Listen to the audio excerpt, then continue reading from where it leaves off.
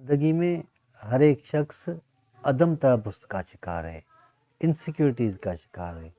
وہ سمجھتا ہے کہ اس کے پاس جو بھی چیز ہے وہ کھو دے گا۔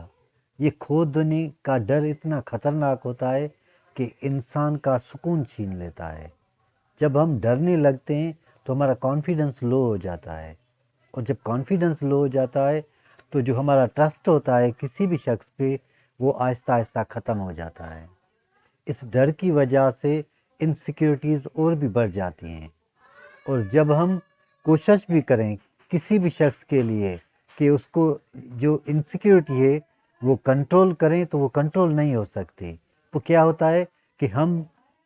جان بوجھ کے زور لگاتے ہیں، فورس لگاتے ہیں کسی رشتے کے کامیاب کرنے کے لیے یا مضبوط کرنے کے لیے، تو انسیکیورٹی اور بھی بڑھ جاتی ہے۔ کبھی کبھار ایسا ہوتا ہے کہ کوئی چیز ہمارے پاس موجود ہوتی ہے اور ہم چاہتے ہیں کہ وہ ہمیشہ ہمارے پاس رہے، اور اس خوف میں ہم وہ استعمال بھی نہیں کرتے۔ کبھی کبھار ایسے ہی عام مثال لے لیں، آپ کے ہاتھ میں موبائل فون ہے، کبھی کبھار آپ کسی کو بھی نہیں دیکھیں یہ موبائل فون، کیونکہ آپ سمجھتے ہیں کہ آپ کی جو پرسنل لائف ہے وہ ساری اس میں موجود ہے، آپ کی ڈیٹا اس میں موجود ہے، اور آپ نہیں چاہتے کہ کسی کو آپ کے بارے میں معلوم ہو جائے۔ انسیکیورٹی ہوتی ہے۔ آپ کسی بھی رشتے کے ساتھ آپ بیٹھے ہوئے ہیں، آپ کسی سے بات کر رہے ہیں تو آپ سوچ کے سمجھ کے ساتھ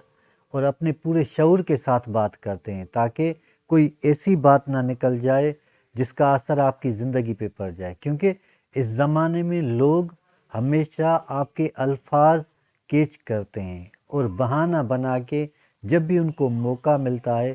وہ آپ کو زخم دینے کی کوشش کرتے ہیں۔ یہ انسیکیورٹی بڑھتی جاتی ہے عمر کے ساتھ، لیکن اس کو ختم کرنے کا ایک بہترین طریقہ یہ ہے کہ آپ اللہ پہ بھروسہ رکھیں، آپ خود نیکی کی طرف بڑھیں، آپ ایسے عمل کریں جس سے آپ کے کردار میں اچھائی ظاہر ہونے لگے، آپ کے کردار میں ایک کانفیڈنٹ پیدا ہو جائے، تو یہ انسیکیورٹی آہستہ آہستہ آپ کی زندگی میں یا رشتوں سے ختم ہو جائے گی۔